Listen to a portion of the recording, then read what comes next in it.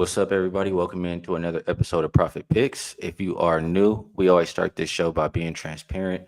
Yesterday ended up being a terrible day for myself. The baseball game, um, starting pitcher got blown up early.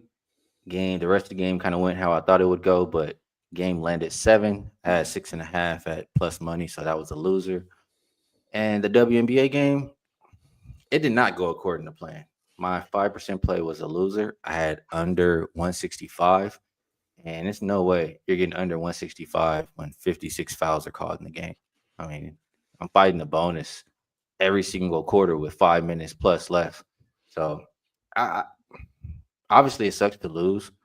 I mean, I like the angle that I had on the game, but I'm with the coaches that I'm hearing and the players that I'm hearing. I'm just kind of tired of these refs. We're not here to show up and watch you guys blow the whistle for 40 minutes. Like let the players play. They can't even play defense because before you even touch them, it's a foul. So I didn't enjoy watching it as a basketball fan. I didn't enjoy it as a bettor. Um, yeah, it just all around sucked yesterday. Vino, hopefully yesterday was better for yourself. How are you doing today? I'm good, Skee. I mean, it got off okay because I had Cubs first 5 innings, which is what we left here as the best bet for yesterday. Cubs first 5 innings, like you say, they got to Quinn Priester early, survived that one, got that win. But I did have the Dodgers first five last night. Yamamoto got torched in the fourth inning. Kyle Schwarber hit a ball that still probably hasn't come down. And then I had Phoenix in that game last night, and the comeback was a little too late. They gave it their best, but Asia Wilson's so tough. I mean, to make that shot with a tenth of a second left on the clock, that was a difficult shot. It double teamed. To your point about referees, as much as they call that maybe they could let go, you see so many that they let go that should be called. It's crazy. The refereeing is so inconsistent all across the board in the WNBA. And I'm talking full season here because we've been covering it full season. But all the games I've watched, sometimes I look at play underneath and I'm like, where's the whistle? And there is none. And so I'm with you. I can see where the coaches get frustrated. I can see where the players get frustrated. It's hard to tell what you can do, what you can't do on the floor defensively. And it did wind up in a foul fest last night for sure. B-Man, I was hoping Phoenix will make it a series too, but it doesn't look like it right now. There was, I mean, I just have to mention this before we get started today. Vino, what would you say is the main reason the game went over yesterday? Actually, I'll ask you that before I say what I was going to say. Well, I'll tell you right off the bat, the way Las Vegas made threes, I knew it was going over. I mean, those were open looks and they were knocking them off. So I would say that I could tell from the get-go that maybe Las Vegas had a game plan, penetrate and kick, but there were so many either open threes or second chance threes that they just didn't miss. They just did not miss early. I think that 8 in the first quarter, maybe it was. I forget what it was, but it was something crazy. So yeah, they did start off shooting, ridiculously hot. They had 8 in the first half, I believe. They made 9 for the game, Robino. They regressed. They came back down to earth. 38 and 33% three-point shooting. It came back down to earth. In my mind, the game went over because we had 56 free throws. The game went over by 13 points. Every single time, a shot's not going in, it's a whistle and it's free throws. Right.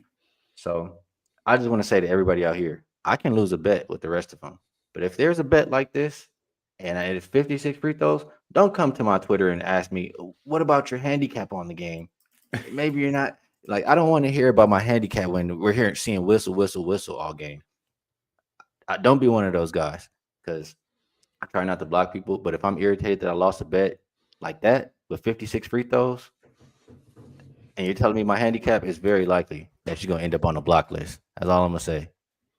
I let it go yesterday, but that's all I'm going to say. I don't want to hear it when I lose a game like that. All right, Bino, let's get to some actionable info.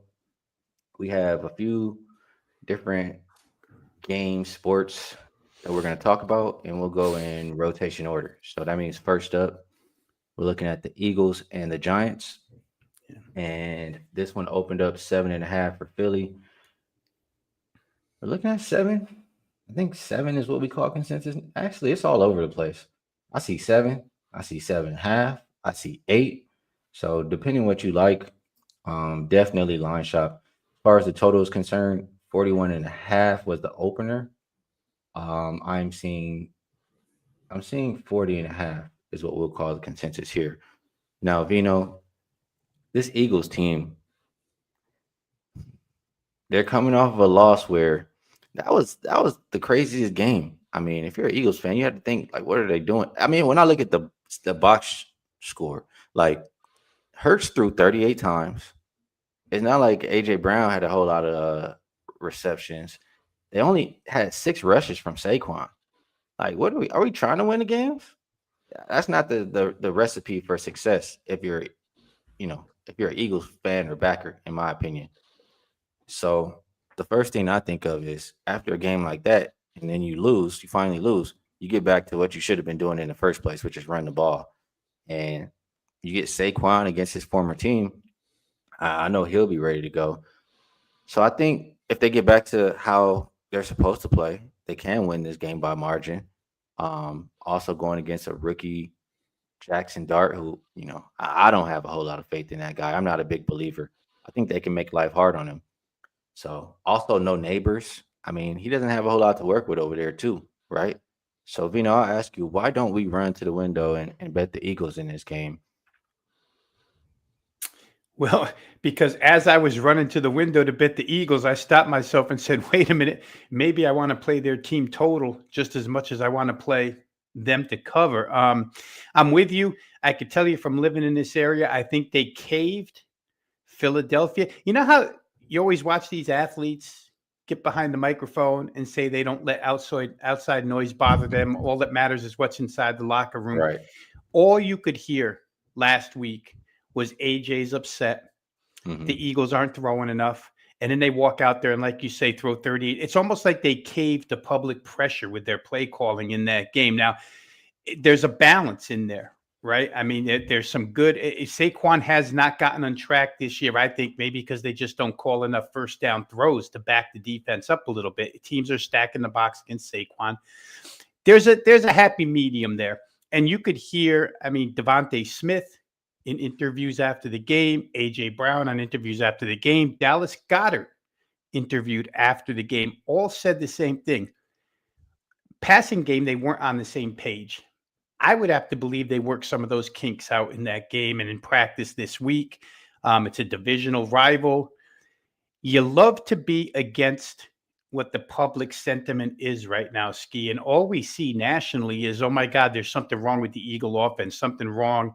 And then we see this total of 40.5. And I'm thinking to myself, the Giants are giving up basically 24 a game to everybody. They gave up 26 to New Orleans last week. Why not Philly here in a divisional game with Philly a little PO'd after blowing a 2-touchdown fourth quarter lead? So my idea, I like both plays. I tend to think that Philadelphia, even without Landon Dickerson, he won't play tonight, starting offensive guard. Even without him, I think they can get the 25 points in this game. And another reason why, not just their offense, but I'm going to point out what you said last as another reason why I played this. I don't think the Giants are going to move the ball. There might be a lot of 3 and outs here. Not only is Malik Neighbors out, but the number 2 receiver, Darius Slayton, is out. Now what? Yep. All we got left is Cam Scatterboo, and the Eagles are tough to run on in any instance. So I don't know what the Giants have offensively here, Skee. I do like both plays, but I will say the one I played heavier was Eagles team total over 24.5. And I would assume there's no reason to talk off of this first half team total. I mean, you would think they come out on fire from the start. Right. Casey says Dart gonna put us right in the red zone. I can see him throwing a pick for sure, or something. Especially, I mean, like you said, not only is Neighbors out, but Slayton is not gonna be playing this game today. So Dart. How can we straight fade Dart? I mean, I don't want to bet his attempts under because he's probably going to have to throw if they're losing, but maybe passing yards. I mean, I can't see him having that much success. Um, I looked them I, up. They haven't been large, Skee. I think his biggest number, I want to say 211. Otherwise, they've been under 200. The I knew he's problem is only the played number a is couple games. 177, I think, today. So Yeah, that's hard. Especially if they're in chase mode, it's a little bit hard. But again, no receivers, and if the Eagles shut down the running game, where's he going? I mean, he might be on his back quite a bit here. So I don't know. I wouldn't play him over. Let's put it that way. So before I get to some more of these props, I'll mention. I mean, just talking on that. I mean, we don't expect them to score at the very. Even if they're chasing, we don't think they're going to score too much. I know you said just the Eagles team total over, but Giants team total is 16 and a half. I mean, where is the offense coming from? I'm thinking that could be under too. And if you put them both together, that means Philly is covering. So Yeah, all these things correlate with one another. Skee, all these bets. It's like dominoes. If the Eagles score, they probably cover. The Giants probably don't score. Um, yeah, I'd be with you. to this one from Edge Money Picks, asking about any props to like. Um, I would think I didn't see what Saquon's rushing attempts are, but I do think he could break a big run versus Giants team. I don't think he's had a really big run yet, but they should be feeding him the ball this game after how the last game went. It is versus old team. He'll be motivated. I mean, whether it's his longest rush, whether it's anytime touchdown, I think something has to be played on Saquon. I know it'll be popular, but either one, any reason to talk me off of those, or one of those you like more than the other? His longest rush was 17 and a half, I believe. And anytime Yeah, touchdown is minus 160. with the Eagles, anytime touchdowns are just tough because whenever they're inside the 5, I just feel like it's a Jalen Hurts touchdown. It's not going to be a Right. Saquon touchdown. So it's got to be something that he breaks off from at least a little bit of distance. So over 17 and a half, I could see what his rushing yards for the game. I don't think I heard what you said there, but I would think It was longest rush at 17 and a half. That's what I was looking at. I didn't see his yeah, actual rushing yards. I could definitely see that. The Giants are a pass rush team, not necessarily a good defense. Their defense is based on their pass rush, not their run defense, not their secondary coverage, nothing but the ability of those 4 guys to get after the passer. Another reason to like Eagles tonight, Skee, because Jalen Hurts is that mobile. He can get away from pass rush. Other quarterbacks can't. But over 17 and a half, I could see that being a good play here for Saquon. Obviously, the motivational aspect is there too. Absolutely. I like this comment from Casey. She says, I think Dart gonna run a lot. I mean, Yeah, for his he doesn't life. have any receivers to get open. He probably is gonna be running for his life. The problem is if you take his rushing prop, does he get sacked tonight, a good amount too? Yeah. Because that would take you back the other way. Um, I do think he'll be running for his life though. I do think that. Rush attempts maybe with Jackson Dart. Ah, there you go. Rush attempts could be the way to go. I wonder what that number is. I don't want to hold the show up too much, but rush attempts. We got to make Definitely gonna money, take a look Skee. at. Yeah, we like to make money on this show. We like to open up wallets, man. We don't just like to talk over here. Right, that's right. Yeah, I'm gonna take a look at those attempts maybe when we get off of here. But that's a good call out. Last thing on this game, I'll ask you, Vino. Does it make sense that we get? I mean, I see a run heavy script from Philly, and I, I if the Giants don't have anybody to pass, I mean, they're probably just gonna be trying to run the ball too. Um, First half under 20 and a half. Just seeing that clock tick, tick, tick, tick, tick, tick, tick. That the Eagles could have success running the ball. I don't think necessarily the Giants will, especially if you could just load up without too many, threats um, in the receiving core. So first half under. Any thoughts there? I could just list things I'd be afraid of if I did. I'd be afraid of. I think Casey pointed it out immediately. Dart's going to put us in the red zone, but I'd be afraid of picks that set Yeah. up the offense easy. I still think Skee. It won't be a 38 pass game out of Jalen Hurts, but I do think that they still want to make sure AJ feels like he's involved. So we'll see some passing game, maybe early more than late. If they get the lead and try to salt it away, the Eagles are really good at those 6-minute fourth quarter drives, just putting games away. Um, it's almost a wait and see for me. If the first half scored a lot of points, I would come back and play, some form of in game under at that point because I do think if the Phillies on top, they'll get conservative. But I don't know if they'll be totally conservative right off the bat. Anthony Roman says QB sacks don't count towards rushing yards in the NFL. That's a college thing. That is true. It goes against the passers yards. Okay, so maybe another reason to maybe still like still like dart on his yards then. Um, yeah, that those turnovers, that's an easy way to get to the over. Putting you right in the red zone. Yeah. That is a good point. A lot of good stuff on this game. And to what you said, AJ Brown receptions last night was 4.5. I mean, he did have 5 last game, but that was with Hurts passing all game long. So um, we'll see. Dart rushing attempts looks like 7.5 at plus money. Could be worth a look. All of these things I'm gonna dig a little bit deeper in, as the day continues. But it's a lot of different things to like here. I want to make sure I get that winner, man. I don't want to jump the gun. Maybe I'll have a couple winners later. If I do, I'll tweet them out today. All right, Vino. Let's move it over to some college football. This one is at 5 p.m. Pacific tonight. It's 109, 110. Southern Miss and Georgia Southern opened up -2.5 for Southern Miss. Looks like threes pretty much everywhere. Total open 60.5. Is down as low as 58.5. And I mean, I've known you long enough, Robino. I know you're not running to the window to go line up with the under crew. So is there such a line, Skee? I don't know that there's a line called the under. I've never seen that line. I think you're gonna look at this one from a side perspective. What you looking at here, Robino? Yeah, I did. I took this game for a couple of reasons here, up and over the 59.5. I think it was 60 earlier today too, Skee.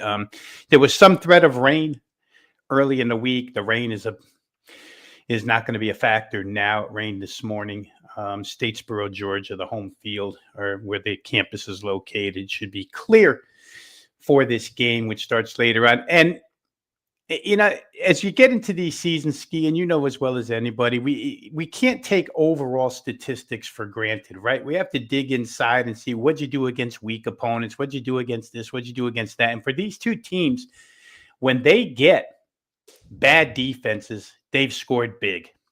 For both of these sides, actually played Jacksonville State, and both scored over 40 against Jacksonville State.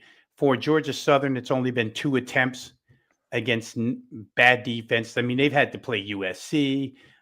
They've had to play James Madison, maybe the best defense in that conference. And they've had to play Fresno State, who's become a pretty good defensive team. But the 2 times they got loose were against bad defenses, which Southern Miss qualifies. They both qualify as tempo teams. They're 2 of the fastest. They're 2 top 25 pace teams in college football. They both have veteran quarterbacks. Braylon Braxton, the quarterback for Southern Miss, has been around a while. I want to guess 6 years. It could be more. But I do remember him all the way back to Tulsa, went to Marshall. Of course, most of Marshall is now called Southern Miss since the coach left and took half the team with him. And Georgia Southern, for what it's worth, pass happy air raid has become a little more balanced. They're running the football pretty well now. They're one of the worst defensive teams in the nation. I figure Southern Miss can capitalize on that. I was kind of surprised that this number only asks each side to get to 30 to get a cover here, because I could see something in the 35-31 range in this game. Both teams capable of striking from distance. The quarterback for the other side for Georgia Southern, French, has been around forever as well. Good thrower of the football. There are too many offensive advantages here against bad defense, and both have shown when they get a bad defense, they score a lot of points. So I played over in this game. To me, it should be fairly easy. We'll see how it works out. All right, over, and best number you can get right now. See, 58.5 at one of those good East Coast books that I cannot access. So we'll keep it going down the list here. I mean, I didn't do too much. I've waved the white flag on college football for the most part, but Actually, I'll have a game to talk about tomorrow. Just one, and you know which one it will be. But I'm not really interested in Thursday's college football slate. So let's move it over to a little bit of the diamond, and I'm not sure how much longer I'll be talking about this either. Currently in the playoffs, like I didn't do the regular season. I started off on fire in the playoffs, came back to earth a little bit. I think I'm 11-19 in MLB playoffs, and they haven't been so juiced, so it still should be okay. Some of them been plus money even. So Vino, we'll talk about. This can be very brief. It's Philly and the Dodgers. Sanchez and Glass now. Total open 7.5, went up to 8.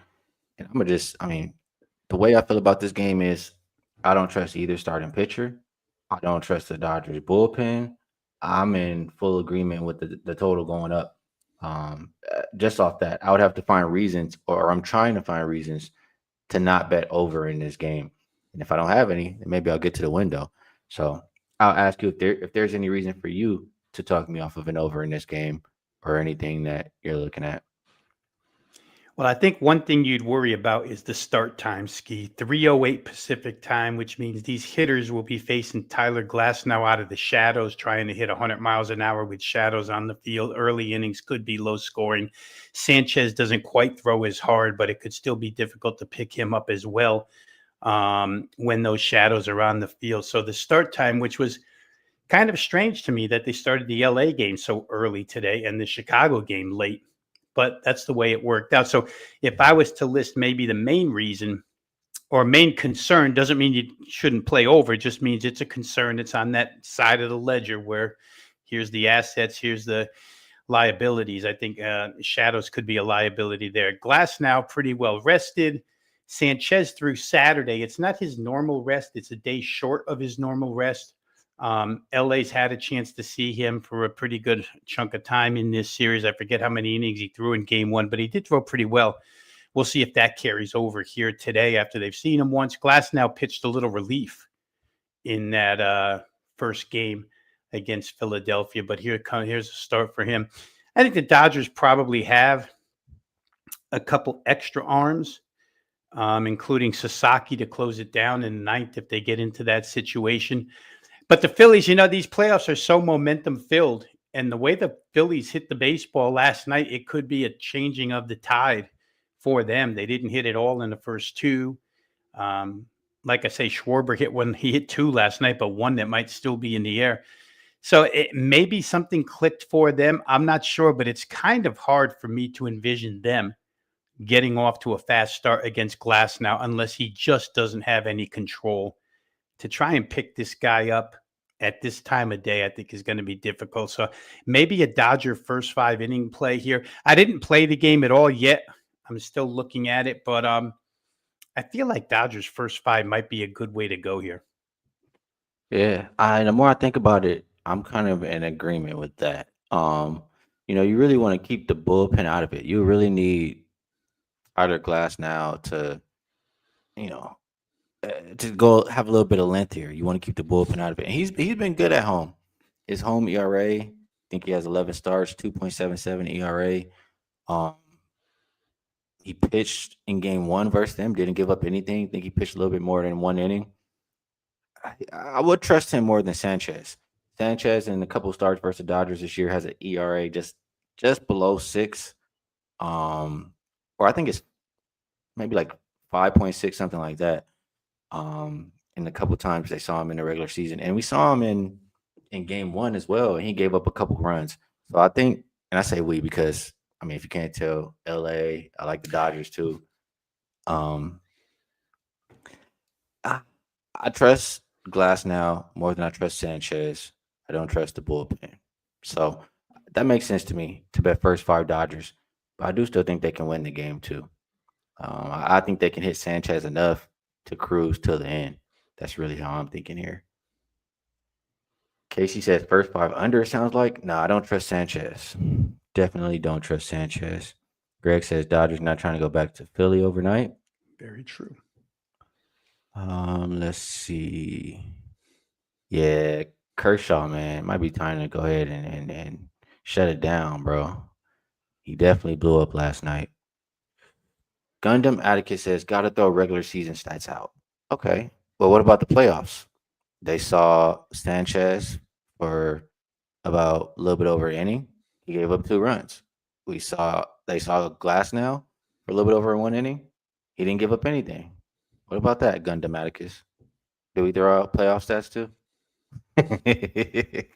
I'm just messing with you. I'm just asking.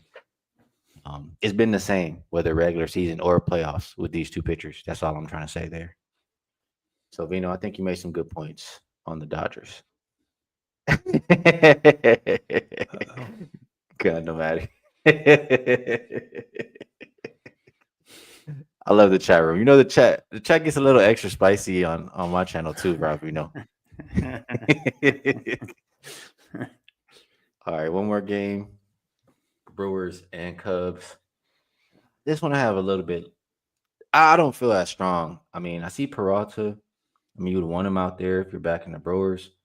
Probably also if you're backing an under, and he's going to be facing Boyd. Honestly, Ravino, I was thinking about just trying to talk myself into the under. Both of these starting pitchers, I trust both bullpens, but I don't feel strong about it. So, yeah, if you don't have anything on this one, we can skip it. But I think I'm ready to pass here. Yeah, I didn't play it, Skee.